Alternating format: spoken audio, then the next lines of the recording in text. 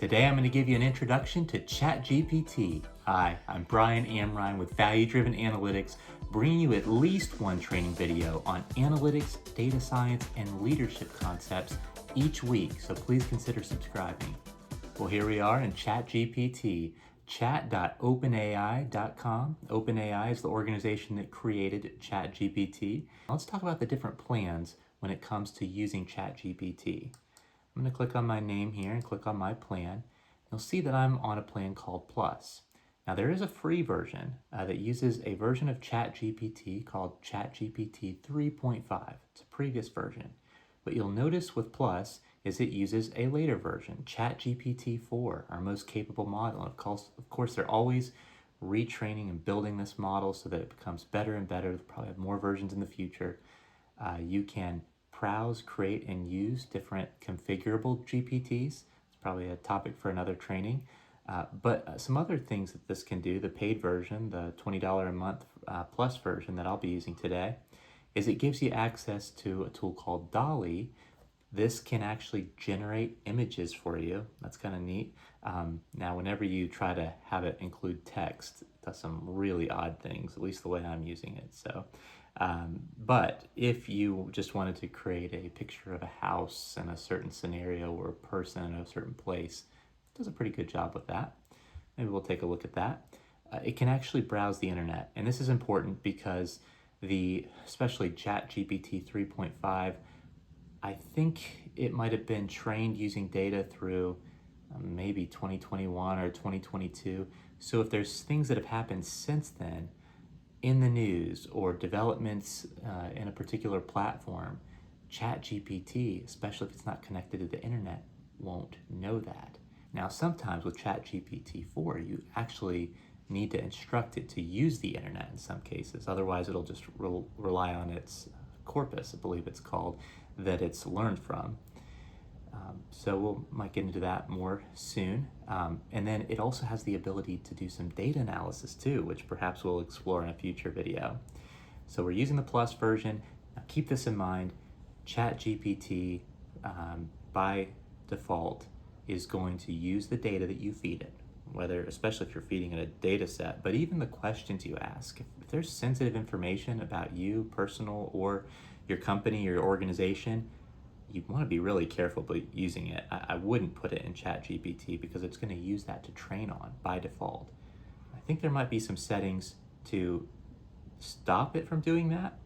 And especially, I know that this ChatGPT Enterprise option, so that's one that's not shown here, but you can see a link to it here. If you're part of an organization that wants to use this across your organization and you don't want your data to be used in the training process, you want it to be kept very securely, then I would recommend the ChatGPT Enterprise option. So don't put any sensitive information in here. I just wanted to put that out there. Let's just talk about ChatGPT in general and show some basic use cases. What's neat about this is it's a data science model. It's called a large language model, or an LLM, and it has the capability to understand text. We're not feeding it an equation, we're feeding it text. We probably could, I think we can feed it an equation if we want to solve it, but we can ask it questions and it can understand that. Not only can it understand it, but it can process that and it can give us a good answer back, usually. Now, the thing about ChatGPT is it's kind of like having an assistant or a member of your team who can help you do things, a lot of things. But like a member of your team, in some cases, it gives you a home run. Perfect. I can take this as it is and send it out. In other cases, probably most cases, again, like most employees or direct reports or assistants, usually it's really good. It's why you hired them. They did a good job, but there's just a few tweaks that you have to ask it to make or make yourself. And then, of course, sometimes it just completely misses the mark. And then you ask them to do it again and it still misses the mark. And at that point, you need to do it yourself. So it's very much like that. And it's also like an assistant in the sense that the more instruction you provide, the better result you're likely to get. The more details you provide, it really helps it to do what you're looking for it to do. So we'll look at a few different ways that you can do that here. So it's very important to give ChatGPT clear instructions on what you want it to do.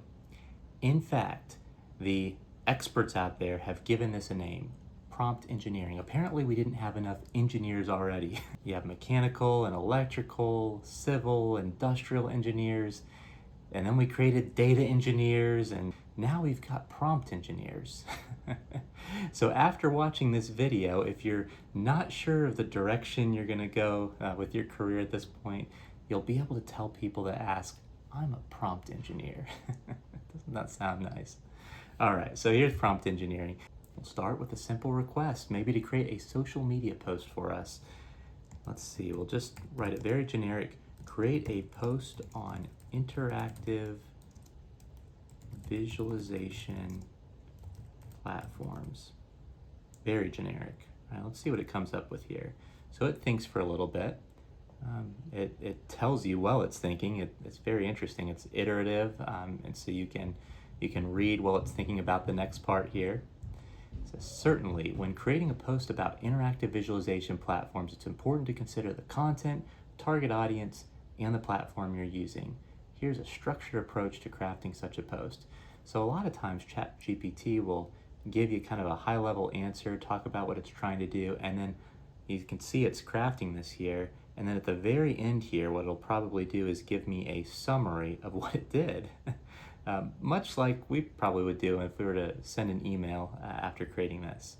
See how it says, this structure ensures your post is informative, engaging, and relevant to your audience, whether they are beginners or advanced users in the field of data visualization.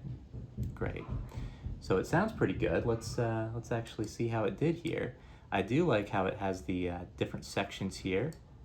Gives us the title by default. Exploring the world of interactive visualization, tools and techniques for dynamic data representation.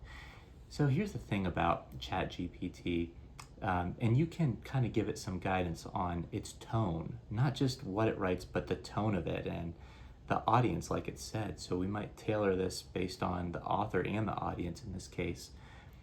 It looks like a pretty good title overall, but when I hear tools and techniques for dynamic data representation, it sounds like ChatGPT to me. Very ChatGPT. What does that really mean? We could probably be a little more concise there, and perhaps that's a prompt engineering thing we could do here, is tell it to be a little bit more concise in the title. So for instance, if I were writing this as a human, exploring the world of interactive visualization, kind of like that, tools and techniques for dynamic data representation. I think I would probably put this as tools and techniques for presenting data or making data-driven decisions, something a little more like that. I don't know about dynamic data representation. Maybe that's just me. So that's something to be aware of with ChatGPT. And almost everyone who uses this will tell you that you shouldn't just copy what ChatGPT creates and paste it and just use it as is. You want to customize it. And there's good reasons for it. Again, this sounds like a machine talking. Let's take a look at the introduction. It says, briefly introduce what interactive visualization is and its importance in data analysis. Mention how interactive tools enhance understanding and engagement with data. So it sounds like it's giving me a command. That's not something you'd put in an article, right? And then as I read the rest of it, it's given a template here, which is pretty neat. Overview of popular platforms, case studies and examples, getting started with interactive visualization. But notice under each one of them, it's telling me to discuss platforms like Tableau. So if you just copied and pasted this without reading, you'd be pasting instructions for creating an article. So keep that in mind. You definitely need to look it over and customize it. So this hasn't really provided me with an article. It's just provided me with a high-level structure for an article. Pretty good. It looks like they've got some good points here, a good structure to the article. Hey, sometimes you need that just to get started. And if you're a visualization expert, you can update it and discuss the platforms that it's telling you to discuss and highlighting the features that it's telling you to feature. And so forth. So we've got all of this. It's just instructions to us is the way it wrote this. Now, what if I wanted it to actually write the article? Don't just tell me what to write, write the article. sometimes you have to tell ChatGPT to go and do that. Just like with an assistant, you might have said to do something and they said, sure, I'll investigate. Here's how you would do this. And you say, no, I wanted you to do that. Oh, okay. Well, let's try that here. I'll be polite, say thank you.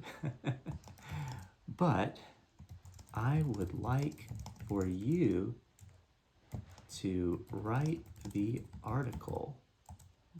I don't know why I didn't do that the first time, but now we're telling it to do that. And it says, absolutely, I can draft an article for you on the topic. And now it's writing a comprehensive article. In our data-driven world, the ability to visualize complex data sets has become so forth. So this is going to be more of an article. But again, just like we saw in the title, you want to go through this, read through it, customize it based on your experience, customize it based on how people actually talk. A lot of times, again, there's ability to be a little more concise here or not to use such high-level language. But the thing is, we can actually tell ChatGPT as well to put it in a certain tone. Now, it probably won't get every single word the way we want it to, so it's always going to be necessary to look at it and update it based on your personal preferences and what you think. But we can update this if we thought this was too high level. Let's just go up to the top here. In our data-driven world, the ability to visualize complex data sets has become crucial for effective decision-making and communication. So it sounds a little lofty, not too bad. I like that. It's a little formal. Let's say I don't want it to come across as formal. I'll just feed the instructions there. And I could have done this in my original prompt too. That would have been even more efficient, but you can always iterate here too. That looks good. Being polite again. But I'd like it to be a little less formal. Let's see what it comes up with there. I'll scroll down here.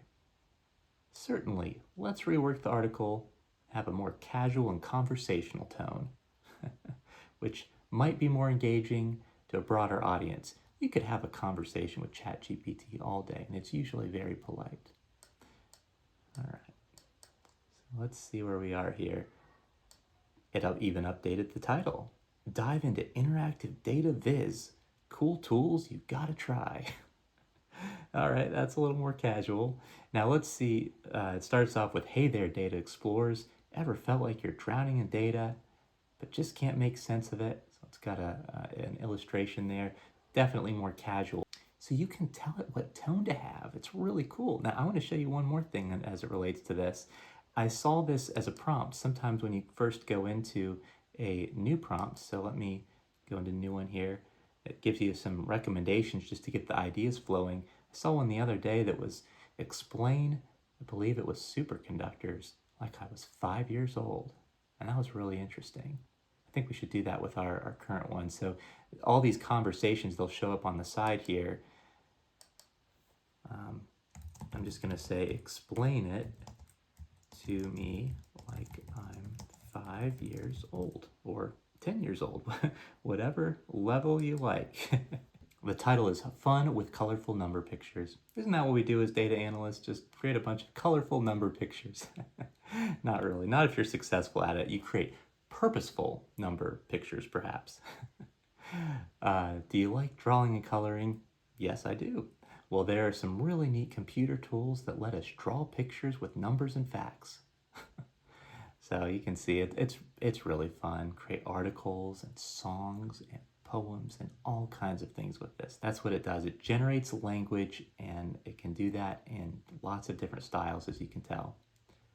So again, you can get it down to that language. I would recommend giving it the purpose of this too. So right now it's a very generic article about interactive dashboarding because that's what we told it, right? Now I'm going to update this. So many of you know I'm the co-founder of Value-Driven Analytics, and so I might be writing this post as a way to give some information about interactive visualization, but in a way that ultimately points them to work with me to create an interactive visualization for them. So I'm going to tell ChatGPT that purpose as well so it can kind of edit this. Thank you. I'm an and maybe you're a data analyst or maybe in another profession, and you're telling it a little bit about yourself. Again, nothing sensitive, so they can kind of tailor this from your perspective for the purpose that you need this to be created.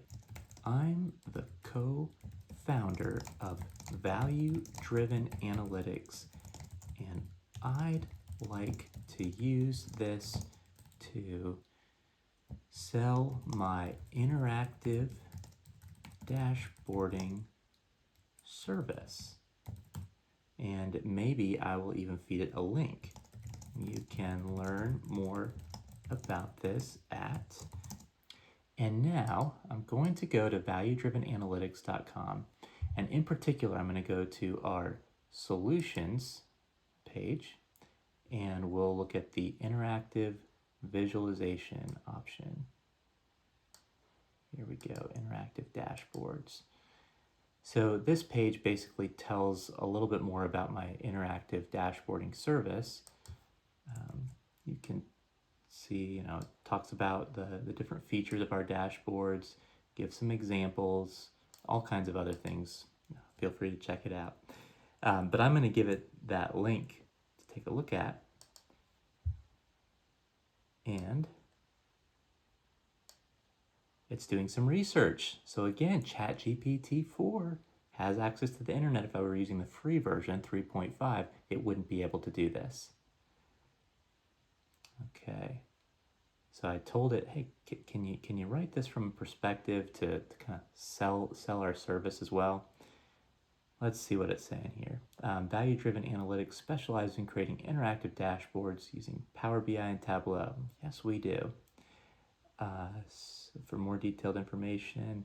So it almost seems like they added a summary that we could potentially put at the end.